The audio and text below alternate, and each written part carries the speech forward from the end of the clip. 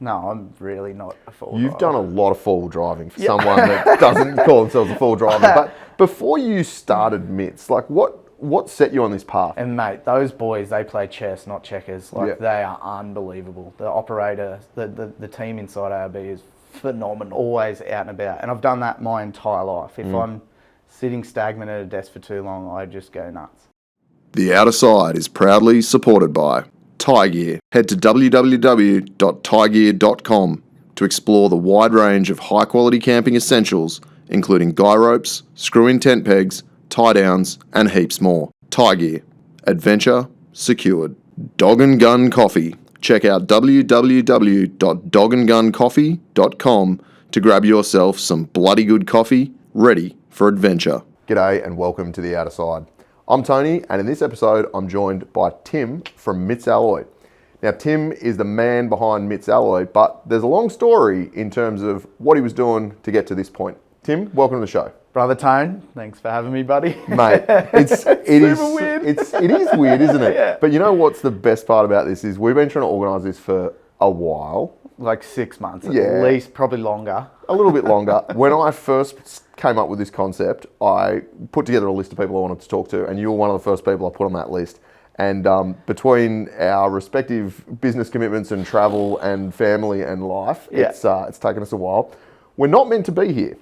No, well, yeah, it is raining cats and dogs outside. So we've slipped into the office at work because we're supposed to be at the farm. Yep. Sitting in the sunshine, drinking a beer, doing some clay pigeon shooting, hanging out with our families, actually relaxing. We were just going to time a weekend so that we could hang out together and then And here we are at work on a Saturday. Yeah. So yeah, appreciate that. That's it. Now, before we get started, we're going to do the Fast Five. So I'm going to ask you 5 questions, and you just answer with the first thing that comes to mind. Oh, here we go. What was your dream job as a kid? To be a snowboard coach. Yeah, true. Yeah. So you had a little dabble in that, so that's good. Yeah, had a crack at it. Favourite band or music artist? Oh, at the moment, Coulter Wall. I know you don't like cowboy music. It's okay. But Coulter Wall, but I'll listen to anything. Like I've got Van Morrison's greatest hits that I'll play flat out on my phone. And then I will listen to anything from Drake to Kanye to like old school hip hop as well. So, all right. I'll cover all bases depending on who's around because a lot of people won't like some of the stuff. All of that is approved except for the first bit. Yeah. If you could have an unlimited supply of one thing, what would it be? Family show. Yeah. Probably Land Cruiser parts. Yeah. It would have saved me a hell of a lot of money. I was going to say, without having to pay Toyota for the pleasure. Yeah. No, good answer. I would also like some of those. You've done a lot of travelling. Yep. In Australia, though, what's your best travel destination? Where's the one place that you've been that tops all of them?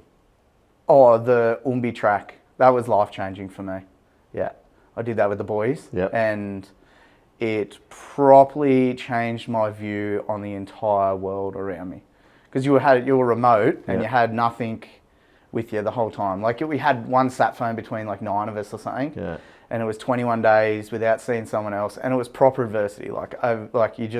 We were biting and fighting every day to get through this track. And it was sick. It changed my life. So that Umbulgari track, that's Kimberley, right? So Kimberley. Northern So you basically head out the back of Home Valley Station and start driving. And we just drove for like 20 days. It was so sick. What's really interesting is when I asked Az this question, not even in the Fast Five, because Az was the first episode I ever did on this show. And I asked him which of his adventures he reckoned was the best. And he said the exact same thing as you, the Umi Track, and he said it changed his life. Yeah. Going up there changed his entire perspective. Do you know what it was? We went into the scrub at the very beginning and everything sort of mattered. Like it was the first trip our Land Cruiser had ever gone on. And it was like the very first one that had ever been on. It was the original prototype Evo 2 Trays Canopy that we developed.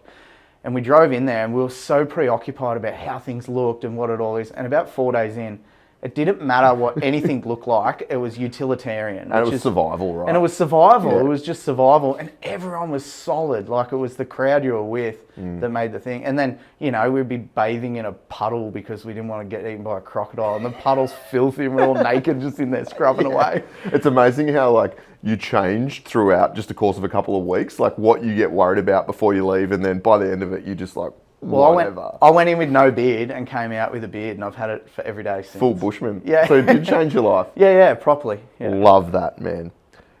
What would you eat for your last meal? Sushi. Very quick answer. Yeah, no, I eat it every lunch. Yeah. Yeah. The boys in here know every lunch I've got sushi for lunch. Yeah, no, it's a solid choice. Yeah. So, mate, you're very well known in the four-wheel drive industry. Yeah. No, you're very well known, and you know, you've built a phenomenal brand in MITS alloy. I have one on one of our vehicles out the front that I drove here today, and you know, you've been, I guess, in the public eye through four-wheel drive 24/7, but then also built your own brand. And what I always find interesting about you, and you've said this to me a few times, is you don't consider yourself to be a four-wheel driver. No, I'm really not a four-wheel You've driver. done a lot of four-wheel driving for someone that doesn't call themselves a four-wheel driver. But before you started MITS, like what set you on this path? Like, were you involved in the outdoors growing up? Like, what made you end up where you are? Well, okay. At the beginning? Yeah, Yeah, man. righto. Sweet. So I'm a Batlow boy, born and bred. So if you don't know, it's down on the western side of the Snowy Mountains. Yeah. My parents met down there. My dad was the local accountant and the head of the secretary of the Batlow Apple Cooperative. Yeah. And my mum was like the vice principal at the high school. And we grew up on sort of 70 acres-ish, just outside of town, surrounded by apple orchards and just like... Beautiful. I spent every day out in the fields, in the paddocks, just diving in wombat holes and like playing in streams and doing all that sort of stuff. So I was never one for school, so it was just always out and about. And I've done that my entire life. If I'm sitting stagnant at a desk for too long, I just go nuts. And now you're doing the same thing with your kids, right? You're Yeah. getting them out and getting them dirty and letting them live life on the farm. The farm and then my kids, they're all riding bikes. Like I got a 3-year-old, 6-year-old and an 8-year-old, boy, and they all ride bikes, they all go to the beach, they all surf, they all try and fish and, you know, sick. all that sort of stuff. It's good. And it's amazing, like so many of my guests, they start their lives being exposed to the outdoors and then it continues with them forever. And then now they're trying to get their kids to live the same lifestyle. And I think it's the best thing that you can possibly do. Yeah, right? totally. Like, just my whole life has been revolved about being outside and making things. Like, I would just forever be making dirt bike jumps or building little ramps or things like that. Like, one of my good friends I grew up with, I moved to Port Macquarie when I was about year 2, so sort of 95-ish. Yep. And we moved into this little suburb, and I had a few really close mates, Tim, Brent and Riley, and they were all in the same street. And we'd meet at 5 in the morning and we'd just head off into the bush before the bus came. Sick. And we'd ride our bikes and just, it was a proper idyllic kid life, you know? Yeah. It was good. And that sort of like adventure has always been there, obviously, like, you know, like pushing for going and seeking out adventure even before you get on the school bus. Yeah. So like we would do that, and I would say, I'm not strong at school. So you're all aware, we can get this out of the way real freaking early, is MITS is Tim backwards, and it was actually my derogatory nickname in high school. I got ridiculed because I'm a terrible speller.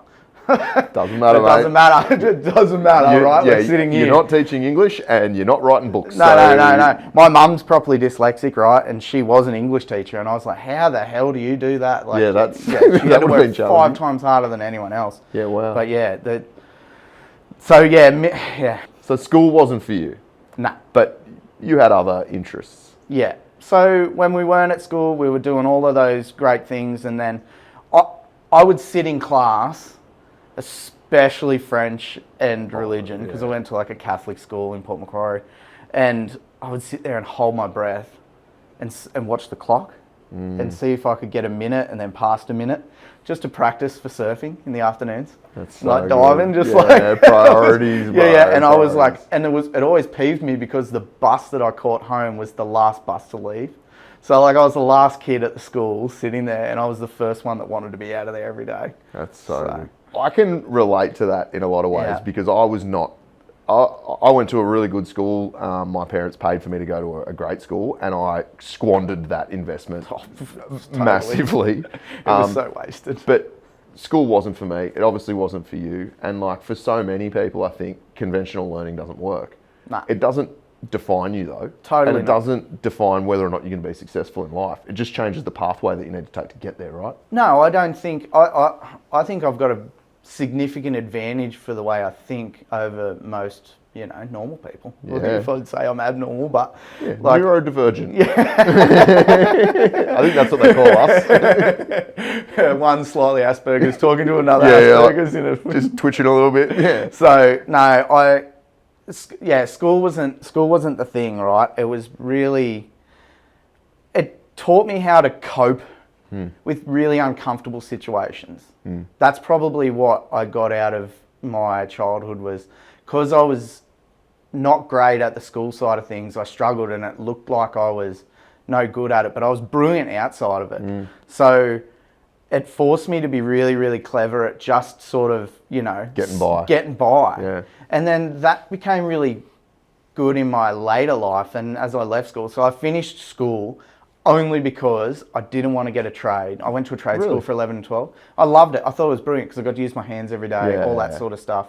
And I'm a big advocate for that. Like I have those kids come in here all the time at MITS and I'm like, apprenticeships, like getting people back into the trade, all that sort of stuff. So you were saying that like you did the trade school year 11 and 12, but you didn't want to get a trade. You wanted to finish school. No, I just so I just wanted to finish school, right?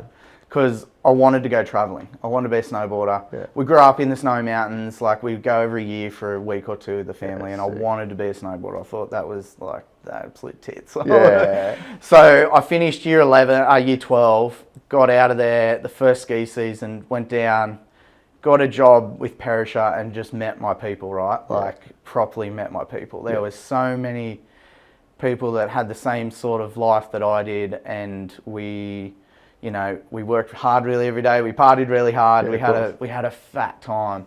And the brilliant thing about that was when I was teaching, I started off with kids. So first season was like part kids, part beginner adults. Yeah. And you had the opportunity in that where every day you would teach a new group twice a day.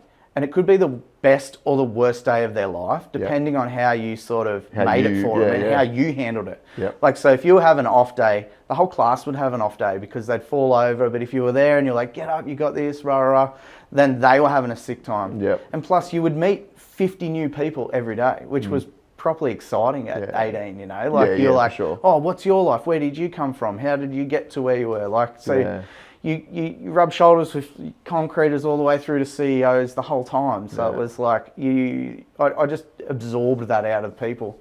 And that was probably more fun than the snowboarding side of it. Over a couple of years, I think I did 6 or 7 seasons at Perisher. Okay. So I got right into it in the end. And then, a few seasons in WIS and then travelled around the States and bits and pieces there. So, which was cool. I got to the point though where to go further in that and make any kind of real money and have a life outside of it, I thought I'm going to have to fully dive into this and then really grind or go and get a trade. So I met some guys through my cousin when we were at the snow, and they were like fitters up here in the Hunter Valley. Yep. And they were awesome. And I was like, and one of them goes, hey, I got an apprenticeship, Ben's his name, good fella. And he got me apprenticeship, right? And I went first day, turned up on a coal mine, and I was like, I'm not in Kansas anymore. Going from Perisher to a coal mine in the Hunters is a bit of a you're hanging out with people on holidays all the time, and everyone's having a sick time and all the rest of it. And then all of a sudden you're like full-blown, like 3 a.m. starts to get to work. And I love the work and I love the guys that I worked with, but the lifestyle wasn't for me. There's a reason that miners get paid so much money, right? Because it's hard. It's hard. And I don't think the work's necessarily that hard. Like, it's hot and dirty. I think the lifestyle's really demanding. Psychologically, I think it's hard, yeah. Yeah, totally. So I did that. I did my apprenticeship. I got that done. I'd had a fair gutful of it by the end of it. What was your apprenticeship I'm specifically? a plant mechanic by trade. Yeah, right. There you So go. I can somewhat wield a welder, but not very well. And then, so I was a plant mechanic, and I was having my 24th birthday, something like that, maybe a bit older. And the boys all bought me an ice cream cake, and it was 3 a.m. We were having smoko on night shift. They used to call me Tim Lightfoot because all I did was work night shifts because I was the apprentice, so I just got jammed on everything. Yeah. And we were sitting there, and I was sitting around a table, and I had all my mates, and they got me an ice cream cake, and there's a photo that it's like stuck in my memory. I've got it. It's on my Insta or something somewhere. And I'm smiling big, and I'm looking around the room, and everyone around the room was like my age. We're sitting at this table, and we're all jovial. We're sort of meeting girls and having a good life. And then there was the next table up. They'd been there for sort of 10 years, and they'd married those girls, and now they was going through some rough patches and divorces and things. There's another table down the end there with the old guys who are all legends, but they're all bitching about like the job and their lives and all the rest of it. And I was just like, I can't do this anymore. And they're still there because of the money, but hating every minute of it. Yeah, the golden handcuffs, right? So I left, and I was like, I earned good money, and I had none of it left. Yeah, Like, well, that's what happens when you're in your 20s. Yeah, totally. And so I just thought there's no place for that. I was pretty lonely at the time, to be honest with you. My sister lived in the UK. My parents lived in the Middle East for 10 years. So everyone that I had as immediate family was sort of spread out across the globe. And you work a night shift, which isn't conducive to a social life. No, it's funny, in that period I had a girlfriend in the States for a long time. She's a lovely chick, but we split up, we did long distance, and I took up triathlons. Really? So I think anyone that does long distance endurance athlete sort of stuff is working through a bit of mental head noise, right? Yeah. So There's a reason that you're doing it. Yeah. You're punishing yourself for a reason. So I was doing night shifts and then getting up and swimming a couple of Ks or riding my bike for 50K and I had people around me all the time, but it was really lonely. Yep. And I couldn't see how I was going to change without something dramatically changing. By this stage, I'd already started a little business while I was in the mines called Safety MITS, which is the original MITS. Yeah. And it was doing access systems and stuff for the mines. And I was working with another guy. He was doing a remote control belly guard jack. And I was an apprentice, he was a tradie, and we ended up having vendor numbers for all these coal mines and all these mines, everything from BHP through to Thiess. Yeah. We were selling them stuff, and I'm still going in doing nights. So I was like, I'm going to have a proper go at this. So just pause for a second. As an apprentice, how did you even identify that was an opportunity? Was it because there was something missing at the sites you were working at? Oh, yeah, actually, that's pretty good. How did that start? So I was working on a bulldozer one night, a D11. Yeah. And we had these access platforms, right? And I went to step onto it, and it rolled away from the dozer, and I slipped down between the tracks and the stand. Wow. And I was like, and I'm creative, right? I love design, I like making things, and I was like, I can make a better stand than this. These are garbage. How am I going to make some money out of this? Yeah, good. Yeah. So I went home and I sketched it, and I went on one of those Upwork. Yeah. I found a guy in I don't know where he was, somewhere in the Eastern Bloc in Europe, and sent him my sketches, and he sent me back a 3D model, and he sent me back this e-drawings model for my iPad. So we came up with this concept for a dozer access platform. I walked into my supervisor's office a week later, and I said, hey, what do you reckon about this dozer platform? I had that thing the other week, probably should report it, we didn't, you know.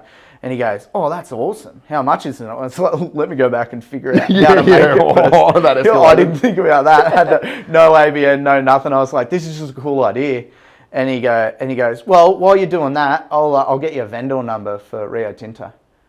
So and if you're in the industry, you know that having a number means that you can actually supply the mines directly. You don't have to go through third parties. And you can supply them anything. As long as you've got the access and the skill set to sell them stuff, then you could. And I was like, oh yeah, that's pretty cool. So I thought I was made, right? Yeah. They put in this order.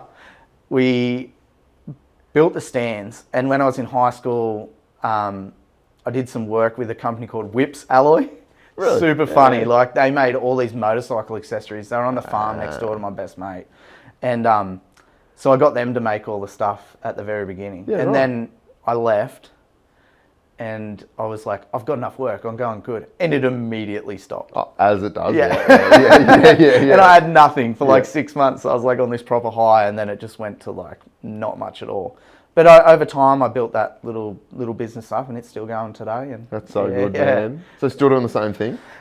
Similar stuff. So we do like, it turned into like a bespoke sort of tooling company. So like if you need to hold big rattle guns and things, we call these 0G arms. We're doing TEDs, the belly guard jacks. We've got cribbing blocks, which are these big plastic blocks that you use instead of timber dunnage. Yeah, right. And through that time, I got a business partner, Tony, who's still with me today. He's like Big T. He's a GA. Yeah. He's a weapon of a human being. If there's a man that can load a plate up, he's like, you're not busy enough, mate. Like, here's some more. Yeah. So, but that helps you strive and drive the business even harder, having someone like that in your corner, right? Yeah, totally. And his background was like proper corporate industrial tooling. So right. So you've seen the big end of town. Yeah, he left the big end of town. Like, he was the head honcho for Southeast Asia for High Force Hydraulic Tool Company. Yeah, wow. And like, he'd had a gut full of it and started out a little business, and we sort of just joined them together. And so how did you meet him? He was advertising in the same magazine, which is hilarious. That's how long quaint. Ago. Quaint indeed. He was advertising in the same magazine, and I had these vendor numbers, and I was just looking for cool products. And I was like, I rang him up. I said, "Is there any chance I can like sell your stuff? I don't need big margin. I just want to like, pad out the range." Yeah. Because I'm doing all this from my bedroom, right? Yeah. I was gonna say, so this is not like from a corporate headquarters. This No. There was not even a workshop at this point. It was like literally drop shipping mining tools from different places. Mine, well, I couldn't spell, so I can't imagine what those emails look like today. All those French classes would have really come in handy at this point. Yeah. Religious education. Yeah. Holding your breath to make sure you've done the right thing. Yeah. Well, holding your breath's probably more valuable than being able to speak French. Yeah, I know. I wish I was bilingual, but it's not a thing. Yeah, same. I don't think our brains work that way, mate. English language is enough for me, eh? But so you started working with Tony through the mining stuff. So you literally just called him out of the blue. Properly out of the blue. He came to my house. I made him a pot of coffee. And then like 6 months later, we were teamed up and firing on all cylinders. And now you're still working with him? Still working with him. How long ago was that? Oh, shit. Over 10 years. It's pretty cool, though. Yeah, properly. Isn't it like... And we've been through the trenches, right? Yeah. Like, so it's good. Yeah. I mean, it's very cliche, but you know that people talk about like those sliding doors moments. Yeah. And it's like, there are pivotal moments in your life, and at the time, you have no idea the impact that your decision that you make at that particular moment will have. Yeah. It's like, you could have just flicked past that page and called the next guy. Yeah. And maybe none of this would have happened. No, I know. Actually, maybe it would have, but maybe it would have, maybe it would have been completely different, or maybe it would have failed. And it's like, I hear stuff like that, and I just go, man, like, yeah, it makes you shiver, eh? Yeah, it actually is pretty wild. And I still talk to him nearly every day. Yeah. Yeah. So yeah, now he's semi-retired or trying to. Yeah. He'll never retire. He can't. He doesn't have it in him. He's got too much ticker. But it's like, yeah. So we still talk every day, and I just, yeah. He's a good dude, real good dude. Yeah. Oh, dude, you're giving me goosebumps on that one. No, it's good. Yeah. It's good, and that's the stuff that I think, people see you when they see the company, but they don't understand what you've gone through, the path that's led you to where you are, right? Yeah. And that's what I think, that's a big part of what I'm trying to share with this show is that, like, there's more to people than what you see and, what you think you know about them. Yeah. Agreed. I agree. So you were doing the mining stuff. You went from drop shipping products out of your bedroom. Yeah. So then subcontracting dozer stands. I mean, this is even just hearing it. It's wild, actually, when you sort of recap it all. Yeah, man. So around the same time, I met my partner now, who's now my wife, and my 3 beautiful kids, which everything sort of changed. So I was like, I made the right decision, right? Yeah. So that was cool. And then we were doing the dozer stands and all that sort of stuff. My parents were living overseas at the time. And my dad got diagnosed with cancer. They were living in Abu Dhabi. They went over with TAFE. They were setting up TAFE across the UAE because they had no... Yeah, so they went with TAFE. They set up 1 school in 4 years. The following 10, they set up like 43 schools across all the Emirates. And my dad went in as like a account clerk and ended up being the guy that ran all the finance for that particular division of the Abu Dhabi government. And he got diagnosed with cancer. And my parents, being the way they were, didn't really say how bad it was or anything like that. And being so far away, I was like, oh, like they were just trying to shelter us, I guess, a little bit. Yeah. But his boss, who's a proper sheik, flew doctors in from Germany to get second opinions because they called each other brother. This man's never spoken to my mother, by the way. Out of respect for my dad. Wow. It's properly amazing. Like they truly nurtured. So it's a different world, eh? Yeah. They came home Dad lasted probably 12 months. We gave him a good send-off for that 12 months. Took him surfing and did everything we could. He was a surfy bum, right? Yeah. 11 years to do an accounting degree, that man, because the surf was too good. How good. And like, again, like I can see a trend here in your family, mate. It's in your DNA, right? Like 11 years to do an accounting degree. He knew what he needed to do, but he didn't really want to do it. He wanted to surf. The surf was on. He was on, right? So he came back. They passed away, and he was my accountant at the time. And I always swore black and blue to him, I'd never rent gas bottles. Like, you need gas bottles to run welders if you don't know. And he goes, oh, yeah. And then, like, it wouldn't have been 4 months after that. I was renting a workshop and renting gas bottles. And I had to wait until he died to actually do it. Yeah. Like, oh, okay, well, I'm safe now. And that was when I started MITS Alloy. It was called MITS Alloy Newcastle because it would work better with SEO. How good. And we were making the platforms, doing that stuff. It was not successful at all. I think I paid myself like $400 a week for like 4 years. So MITS Alloy was doing the platforms. Yeah, so we ended up making them in-house, and then that's sort of how this came to be. And then people were coming in and asking for custom canopies and trays and just like the custom work, which I really enjoyed, but I got a saying here. It should be on a neon sign in the office, which is custom's a byword for I'm broke and you're disappointed. Because you can't take what your conceptual idea is and then put it into a computer, then put it through the machinery and get it out the other end without at least stuffing it up once or twice. So you couldn't make any money doing it. Like we were just skimming by. And that's the whole importance of R&D, right? Yeah. Like making the mistakes to then have a commercially viable product that you can sell for profit. Totally. Well, I chatted about this. I can't remember who it was with. We're 50 odd episodes in now, so yeah. You know, You've done a bit. 60 hours of conversation, but having a conversation with someone about custom fabrication and so Kinsella, right? Yeah. Matt Kinsella's done so much work for me. Unbelievable. He's an unbelievable fabricator. But his challenge is people don't want to pay for what it costs. And it costs a fortune to make one-off bespoke parts based on my dumb ideas with no technical background whatsoever. I'm like, hey, I want you to do this to a GQ ute. And he goes, okay. Yeah. But then the amount of money in terms of just time that soaks up. Yeah. Not many people want to pay that much money, right? No, you've got to have deep pockets if you want to make a dream, right? Like that's the whole thing. So to make it commercially viable, that's why you need to, and you've done a great job of that, just saying, no, actually, we don't do custom work. This is the product range, and this is why. That was a scary day.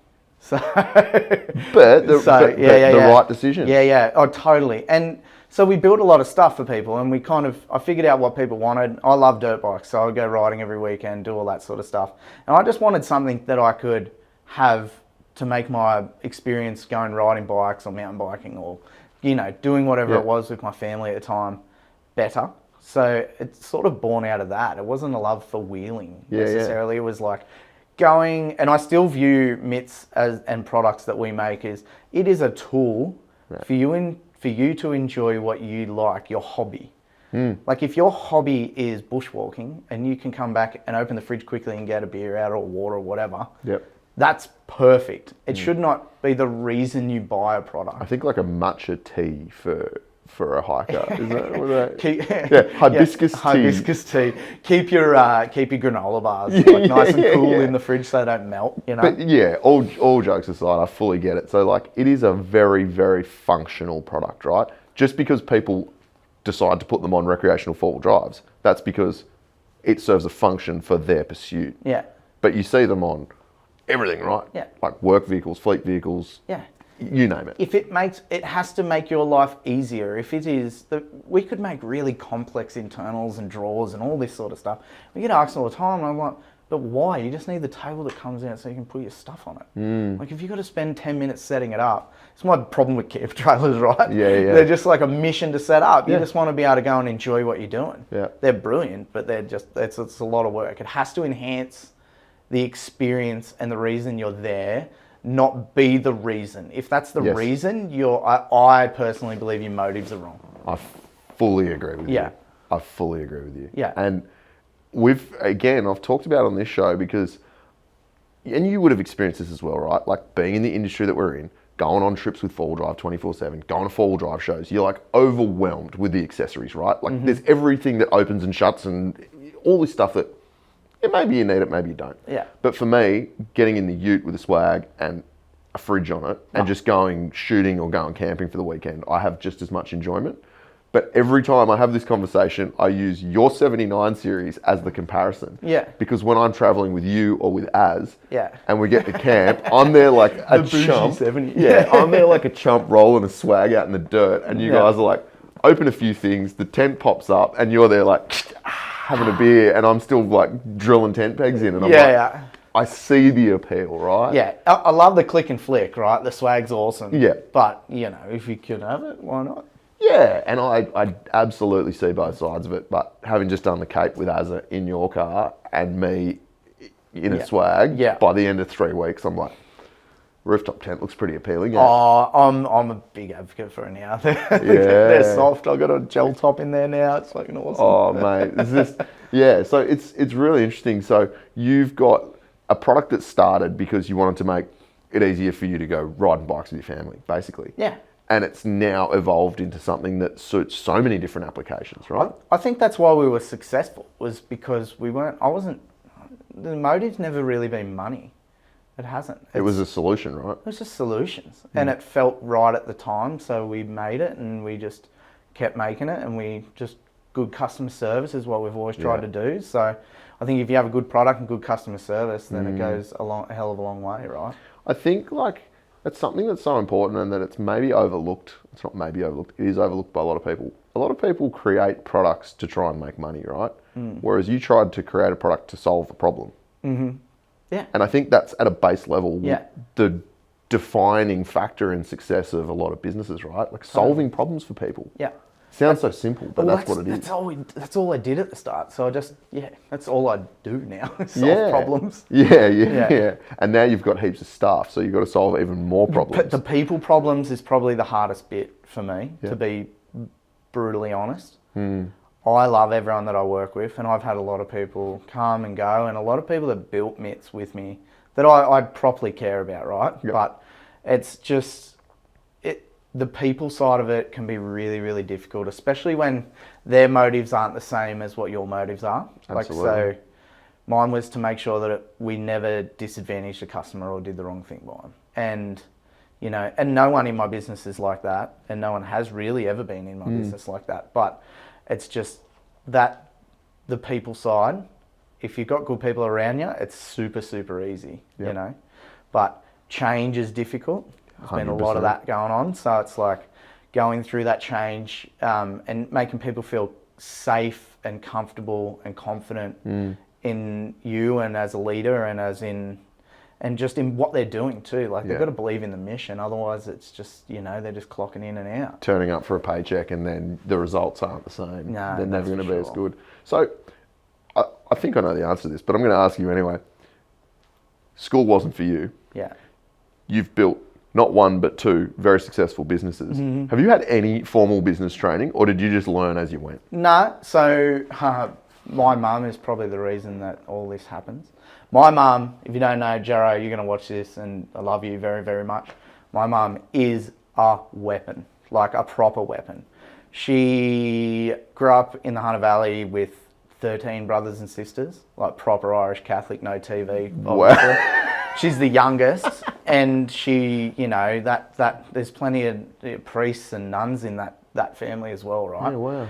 So she wasn't super religious. She's sort of, I don't know what you call her now. She's somewhere between Buddhist and Muslim and Christian. She's just got a belief system. Yeah. But she left in the 70s and traveled the world, all through the Middle East, all through Egypt, everything by herself as a woman. Wow. Yeah. Fell in love with an Israeli soldier at some point. Dad's dead, so we can talk about that. So at some point, which is cool. And like but she was adventurous, right? Yeah. So that's where that's really sort of come from. That streaks in you as well. Like. Yeah. And it's that whole adventure side that she brought into my life. And I think like adventure can take different pathways as well. So like there's adventure in the bush, like getting on a motorbike and just, heading bush. But like building a business is an adventure in itself, right? Yeah. And for formal training, she was a customer service. She ran customer service business, so she'd go into pubs and clubs and businesses and teach people how to answer phones and deal with complaints and all that sort of stuff. And she instilled that in myself and my sister from a proper young age. Yeah. So that was, you have to be able to do it. And then doing the snowboarding thing, right? And teaching. My whole day was customer service. Yeah, So, managing interpersonal relationships, right? Yeah, totally. And that can be pretty full on at times, but that was what she brought into me. And then there was a guy in the States who was like the head of a big telco company who was wound up in the family of the girl that I was seeing at the time. Yeah. And he was really good too, because he sort of showed me that you could go from nothing to being like a proper tech titan. And I don't speak to him so much now. I did a few years ago, but like he would always just pull me aside for chats. That's the best. Like he picked me up from the Greyhound bus station one day. His name's Rob. Legend guy, right? He pulled me up from the Greyhound bus station one day. I'd travelled down from Whistler, and the guy's like properly a head titan in technology. We're in Seattle, and if you don't know, Seattle's pretty rough in the town. The Greyhound bus station's not where you want to be. Yeah, right. And he picks up this snowboard kid, and like he's taken me from there to the airport, and it was right as the GFC hit, and he goes, I had to make the decision to lay off like 3,800 people today. Wow. And 3,800. Yeah, and then, like I'm sure there's 100,000 people working there, but he had no choice but had to make That's still that decision. 3,800 Yeah, and I'm just sitting there going, holy shit, and we're in a Porsche, and I was like, oh, shit. And we go to the airport bar, and we're sitting there, and we're having whiskey neat. He drank black, what is it, Johnny Walker Black. And he's telling me this, and I said, oh, heads down, bum up. And he looks at me, and I went, heads down, bum up. And he goes, what do you mean? Put your head in the sand and do nothing? I said, no, it means you got to get back to work, man. Yeah. Like you got some work. Because that's quite an Australian expression, right? Yeah. And he looked at me for a second and he goes, yeah, heads down, bum up, I guess. And I was like, yeah. But he'd always give me a little tidbits here and there. And it was probably someone to aspire to, right? Like absolutely. So that was a big thing. I think you've got to have that, right? Like whether it's a mentor or whether it's just someone that you look up to and that inspires you to go harder, right? The Robert Frost poem, I know that I'm not strong at school, but I had a good teacher and she gave me this thing on my year 12 graduation. She was like a tutor. And she gave me the Robert Frost poem, The Road Less Travelled. Is it The Road Less Travelled? And it's like two roads diverge into a yellow woods. And I chose the path less worn. Yep. It's basically the overview of it. And I have it in my office still. Yes. Yeah, and it's like, that's what, 22 years ago now. And that's it's just another like, one of those moments, You just look at it and you go, yeah, you can't, nothing easy. And the uncomfortable conversations, the more uncomfortable you are, the better the outcome's going to be for you. If you're way too comfortable, this goes for everyone at home. If you're comfortable and not happy with what is in your life at the moment, and I'm not saying I live by this every day, you need to do something. Make a change. Yeah, make a change. And if opportunity comes up, go do it. Don't be scared to do it. Like, I'm not super comfortable doing a podcast, but it's like, you just do it. I know. But, I think you're absolutely right, man. And there's so many opportunities, particularly in our lives now, right, to choose comfort. Oh. Like, you can take the easy road in anything, right? Yeah. But when have you ever taken the easy option and then sat back and looked back and gone, oh, gee, I'm glad I chose that, as opposed to going, I'm going to take the uncomfortable route, the one that's going to put me under pressure, stress me out, make me question everything. They're the ones that give you the most satisfaction, right? Well, you go away on the trips that we go away on sometimes, and you're put in uncomfortable situations all day. And you go away and you can really see who is like cut for it and not cut for it. And that particular bit brings me a bit of joy because it's like you see what people are really like in that scenario. Yeah. And if you just dig in, everyone at the end of the day, 2 weeks later, will come back and go, oh, how good was that? But at the time, you should enjoy that at the time. Yeah. I'm not saying I always do, but it's Well, you and I have both been in very uncomfortable positions behind the wheel. And, you know, I love my four-wheel driving. I'm not a very good driver. I'm a terrible driver. You know, but those shows, they're like, go drive up that. And you're like, I don't want to. And they're like, well, okay, but we can cut you out of the show. It's like, well, it's a big investment for me to be here, so I'll probably just drive up it. But, mate, I've seen footage of you terrified behind the wheel. I've been terrified behind the wheel. Proper moments, right? Like Moab in the US, that we did that trip in Moab. Yeah, that was rude. That was pretty rough. I loved everything about the trip, and looking back, Moab was sick too. I don't ever need to drive it again. Yep. If I was on a dirt bike, I would have been heaps happier. Yep. But nearly rolling that car that day. I genuinely had a nervous breakdown probably 30 minutes after that. Dude. Like tears. Terrifying, right? Yeah, Jock was like, I walked off and I just walked off into like this hill and was sitting there and I was just blubbering because I was like, I thought I was dead. And Jock just comes over and puts his arm around me and he goes, do you want me to drive your car up the hill there? I was like, I'm not going anywhere. I don't want to do anything. He goes, I'll drive it up. I watched him drive it up and it was sketchy as hell. Yeah. But he lives for it. Like he's built different. Yeah, he is built different. And a few of those boys are. But, you know, I had a similar instance and I wasn't even in the car when Sean nearly went off the side of the Climbies waterfall. Oh. And I've driven up that. It's terrifying. Well, I've since driven up it, Yeah. but I'm telling you now, that day, you couldn't force me into the car. And watching Sean do that, I thought he was dead. I thought he was gone, right? Yeah. And then a few of the other boys went up and it was similarly sketchy. And then they turn around to me and go, all right, Tony. And I'm like, I'm driving up the bypass track. There's something wrong with you people, eh? Yeah. Like, totally. Yeah. Fast forward 12 months, 24 months and I drove up it, but I was in a different car. Yeah, you and need I to was be in in a the right different car line for and it. I had a little bit more experience. Still not super confident, but I think that's something that, you know, for someone who you say you're not a four-wheel driver, you've been in some hectic situations there, right? Well, that was the same spot where I think Sean got his comeuppance on that one. Because I did that trip with him in a Hilux a few years before that. And I was with Jacko and we were driving up it. And Jacko's like, I'm not getting in. And I was like, don't blame me, man. If both of us die, we're screwed. So I like drove up and I lifted a wheel and I was safe. I was heaps safer, but I was properly nervous. Anyway, I get to the top and Sean and Chock are like, stop.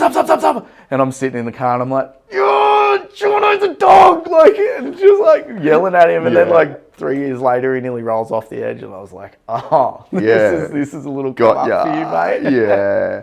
But I mean, that's something that, you know, I think it doesn't always come through on camera how gnarly some of that stuff is. But I will say your situation in Moab, it looked every bit as scary as what it was. And all the boys that were there we've spoken about it and they're like, yeah, that was very close. Yeah, the locker didn't engage on my rear locker. So like when I sort of hopped and it looked like I let off. I probably did.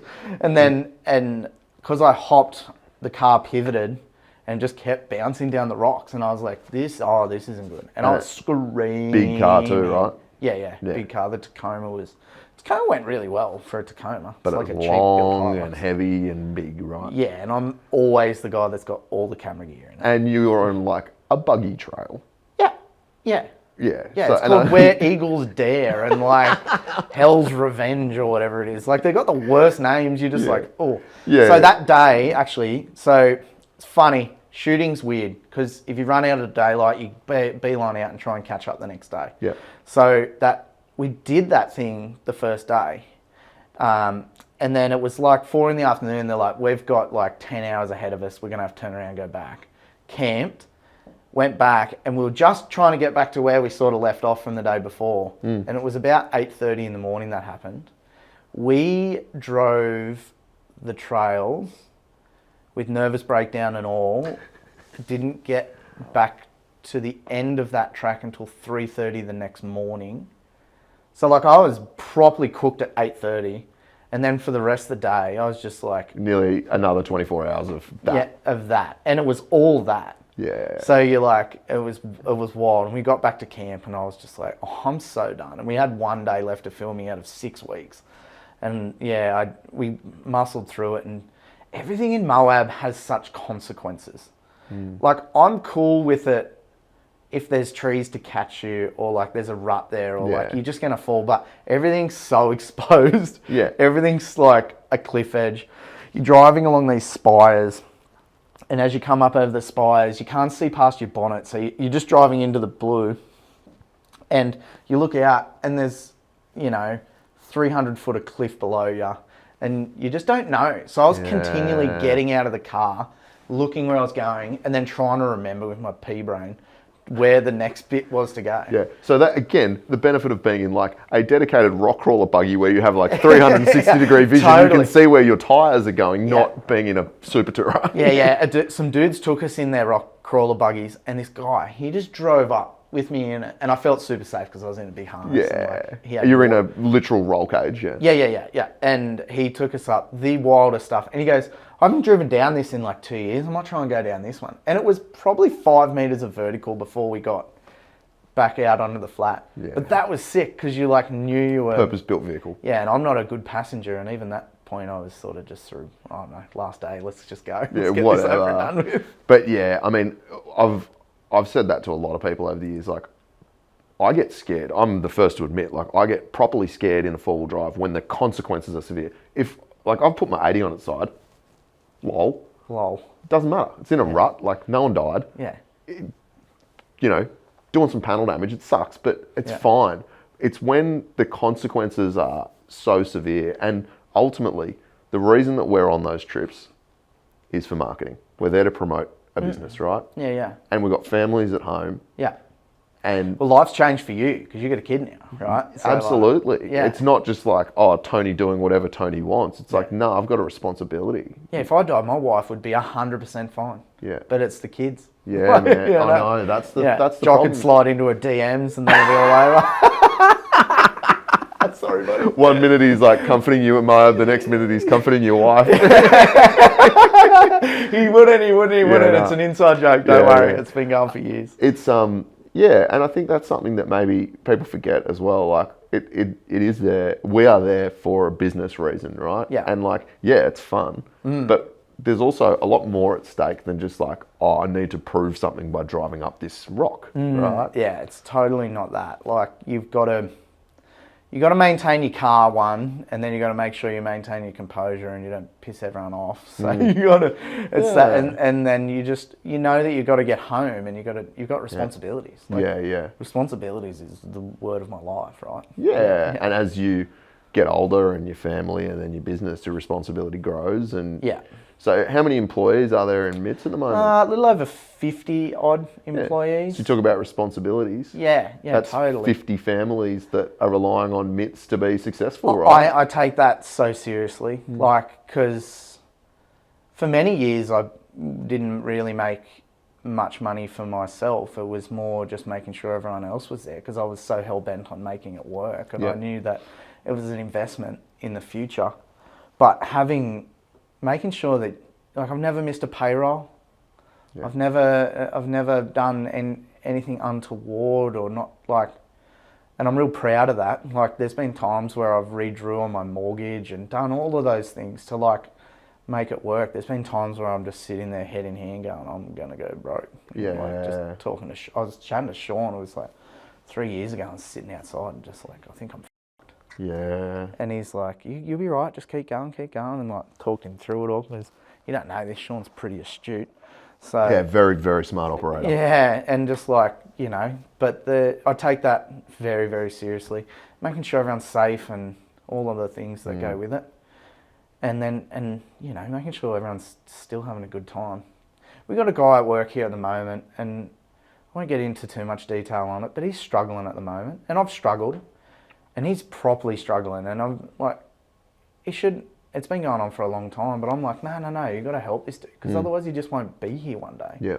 And so it's funny, Tony, my partner, always says this, is that when he ran the big businesses, he goes, I went home with 50 people in my head every day. And I do the same. It's very hard to be ruthless enough to not care about other people like that. Yeah. So Yeah, you got to be like a psychopath. Proper psychopath. Yeah. Narcissist. Don't have it in me. No. I don't know. No. And I think, you know, obviously we're good mates, but it comes through in the brand as well. You can tell that like the brand means something, and that the people that work for you, and I've known a lot of the boys over the years, like they speak very highly of the brand, they speak very highly of you. You can tell that they love to work here and that they believe in what it stands for, because you're going home thinking about everybody else's well-being. You're not just there going, oh, how do we make the most money possible? Because if you were that, you would have just offshored it all and be producing them somewhere else, right? Oh man, you're making things in Australia, I can hand on heart say, is the hardest thing you could ever do. Yeah. Yeah. So why do you make things in Australia? Well, the people, the quality. I like making things. I like somewhat instant gratification too. So I can. So you can see it out in the shed. So I can see it going out. Like there's 40 jobs sitting there ready to go out. Like it's just you can walk in there and see what you achieved. I don't want to go offshore. I think Australia has so much talent, and I don't want that to die. Like I don't. And people are really, our customers are really good, because they say, oh, we want it because it's Australian made, we want it for that. But if you look at other brands, right, the imported brands, there's imported brands that are $100+ million a year selling trays and boxes. Wow. And they're maybe $5,000 cheaper than we are. It's an astonishing number. So if I was to be, if I could do it that much cheaper, we would be exponentially bigger than we are. But it wouldn't mean the same thing. It wouldn't mean the same thing. It just becomes a numbers game and a distribution warehouse, and you lose the quality touch. Like I can tell who welded what weld in my workshop. That's amazing. Yeah. Being that close to it, right? Yeah. And you're selling, you know, I think it's fair to say you're selling a premium product. There's cheaper options out there. Totally. Absolutely, there's cheaper options out there. Yeah. I know firsthand, since we put the MITS on the GME Ranger, people see that and come up and just study it. Yeah. And they go, oh man, this thing's awesome, eh? And they're looking at the welds and they're looking at the fit and finish, and like it's that detail. There's a reason why the brand is what it is, right? You lose the finesse, you lose the detail in all of that. You know, you don't know what you're going to get if you open a container full of parts that don't come from here. Like we're on the site now, and we got 6,000 square meters worth of workshop here. We do everything except our own 2-pack paint. It's amazing, eh? Like we cut all the doors, we buy the sheeting, like we support local businesses to buy material from them still. Like it's pretty proud to know that you like can do that. Like we won a Hunter Manufacturing Award and beat out like all these big multinationals one year. Who are supplying the mines and everything else. Yeah. It was like people that build trains and all sorts of stuff. And we were sitting there at the awards dinner, and I'm like, we're not going to win. I was drinking red wine, and it was like the last award for the night, because it was 50 employees or more, and we had quite a lot at that time. And I didn't realise, but the boys were topping off my wine when I wasn't looking. Oh no. And as I'm walking up, my mate at the time, he was like, we're walking up, and he was going to do the speech, and we didn't think we were winning. Like there was no way. We were just proper underdog stuff. and he goes, mate, I don't have the speech. You got to do it. And I'm like, I'm so drunk.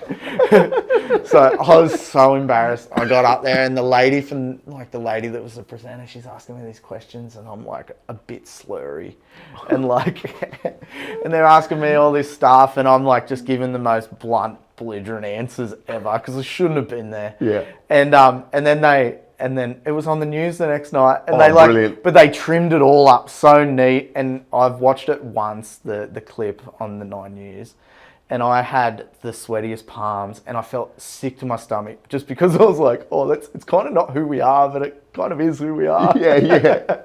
Mate, that is a trick for beginners. If you're going to an awards night and there is even the slimmest chance that you're going to win, you've got to moderate your intake. Oh, I had no idea, but it wasn't. I was I've trying been in that to. situation and before, I knew I and was it's going to get horrible. lumped with this speech, but it was lumped at the last second. Yeah, yeah. Like I was like, mate. Which is probably in some respects better, right? Yeah, because at the time, Jacko was running the manufacturing side of the business, right? And I was doing the front end and some marketing and product.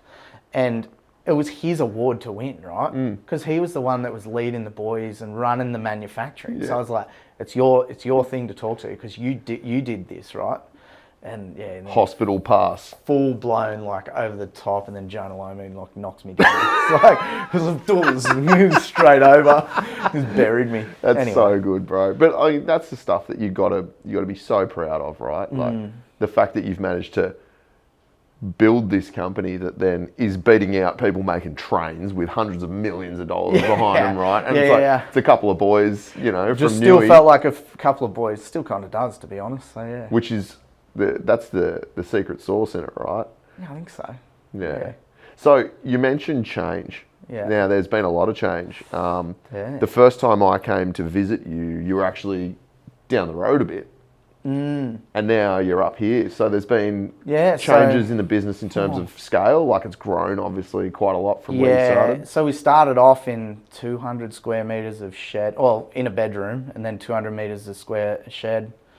And then we sort of grew to 3 or 4 people, and then we went to a bit bigger and a bit bigger and a bit bigger and a bit bigger, and now we're in this facility we're in now, which is awesome. Yeah. Yeah, and then sort of, where do you go?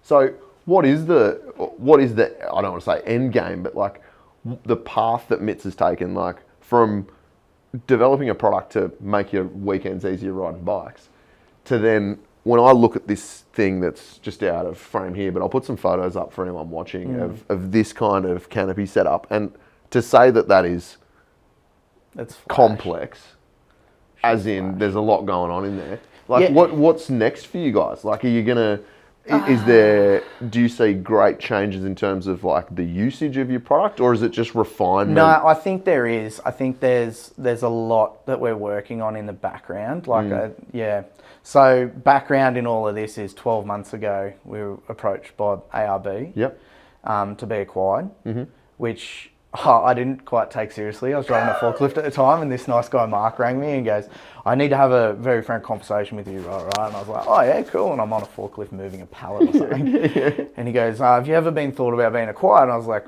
yeah, sure. Like, yeah, never on my agenda at all. And he goes, well, is there anyone that you would partner with? And I rattled off one company.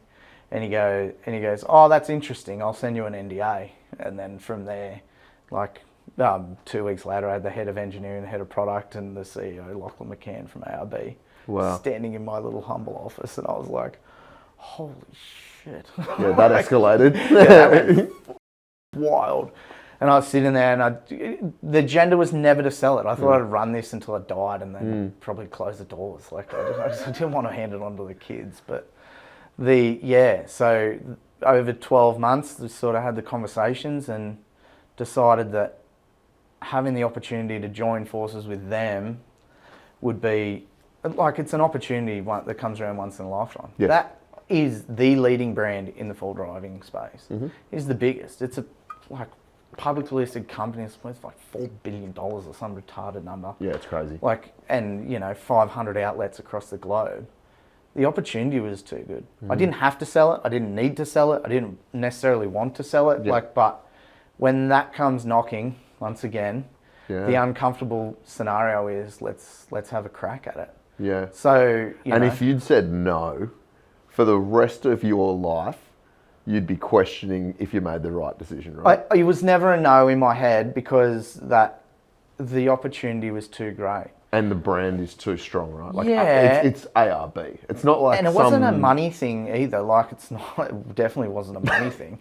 It was more the fact that it was like this little brand that I built, and we all built, will live on whether or not I live on as well. And I think you're absolutely right. And I see, if it was like a venture capital company that came to you, oh man, they would have had to offer me a retarded amount of money to ruin because my brand. there's no appeal, right? Because you know what they're going to do to it. But plugging MITS alloy into ARB, it's like there's a bit of insurance, right? Like, Yeah. that's an old brand. It's and an old it's brand. so well respected, right? And it's really interesting, right? Because I used to look at ARB and I'd like Rog and Andy and that, and I'd look at the way that they built their brand. It was the same origin story. Like, they're just 40 years in front of me. Like, the whole thing was they started in a little shed and they made a bull bar because they were getting animal strikes when they went on a holiday. Like, made a roof rack, I think was the first thing. And they were relentless in the pursuit of improving and making things better, Quality, which I really like.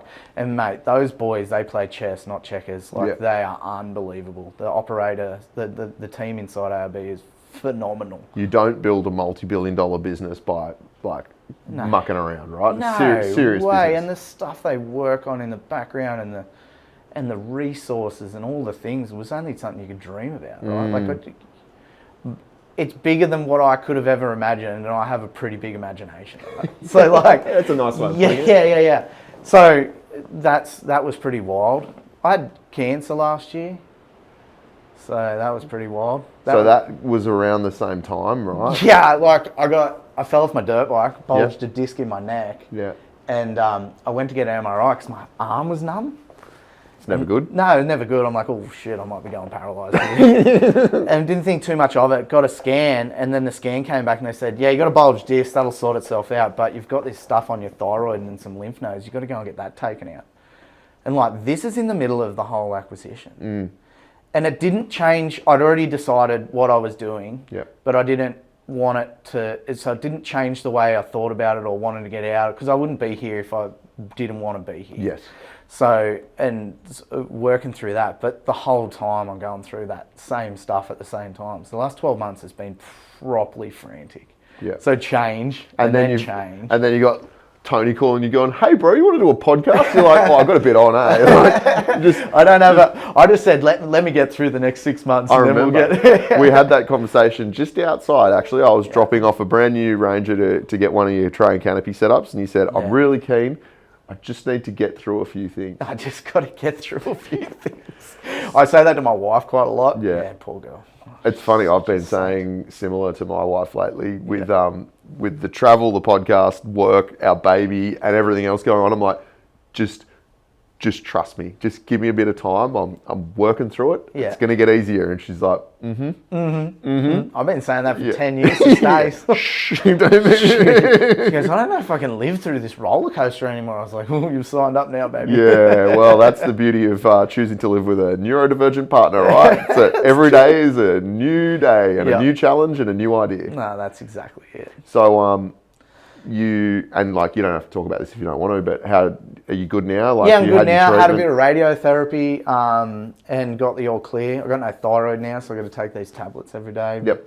Other than that, nothing. Yep. Slows your digestive system down quite a lot. So you're a bit more lethargic than I was, but I am 37 too, so I'm probably getting middle-aged and fat too, which is another reason.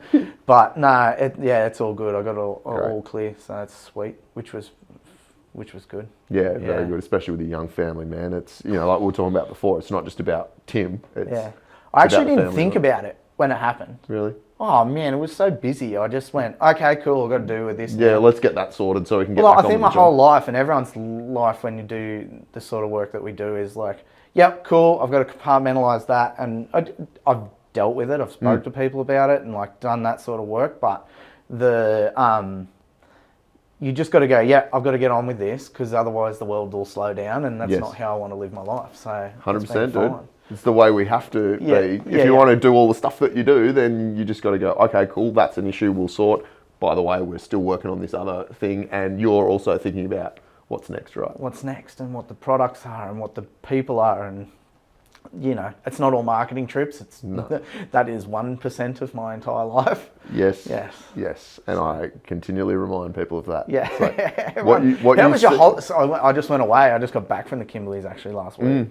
And I walked in the office and the boys love giving Az a shit because he's been doing heaps of the trips. And they go, how was your holiday, Tim? And I was like, it's not a holiday. It's not a holiday. It's work. It's properly work. Whether you're enjoying it or not. Thoroughly enjoy it. Still work. thoroughly enjoy it, but I don't go home to my own bed at the end of the night, so that's work. Yeah, and you don't see your family for weeks on end. Yeah. And you've still got all the stresses of work in the back of your mind, and you're still worrying about what's going I on. made a proper rookie error on this one. Like, I've never been away with anything but a sat phone. If you've ever used sat phones, you just don't turn them on until you need them. Yeah.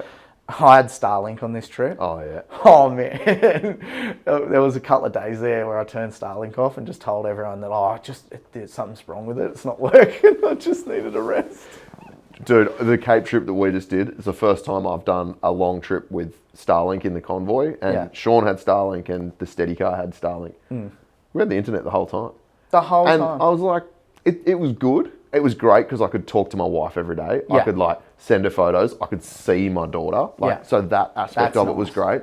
But it changed the dynamic around the campfire. Yeah, I turned them off at night. Because people are on the phones, and about a week into it, Sean was like, right, boys, we need to have a serious conversation here. He's like, when we arrive at camp, the Starlinks get turned off. Yeah. I kicked everyone off it. Yeah. So everyone's like, well, Sean was keeping it cagey with the password. He's like, nah. And then he said to Tim, turn it off when we get into camp because I'm not having everyone sitting on their phones. And I was like, thank you, man. Yeah, because you miss out on what you're there for, which is to enjoy the stars and the nature and all the stuff, right? Yeah, big campfires. And you're not connecting with the people either. That's the thing. If you're in your phone, you're just not connecting. And what's the point? It's the people that make the trip. 100%. Yeah. 100%.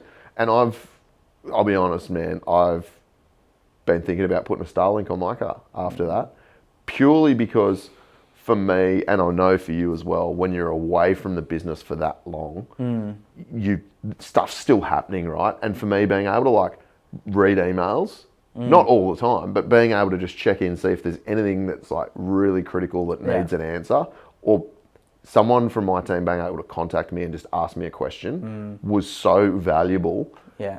But then also, there's a negative aspect to it. Yeah. Well, because we're going through all the change with the integration into ARB, we've just gone over to all their systems, and the end of June, we went over to their production system, the JDE system, and that's a big job for us because we've got basically 900 top level part numbers you can sell. And then they can be configured into 100,000 different ways. Yeah, of course. And we manufacture, close to 10,000 individual components here.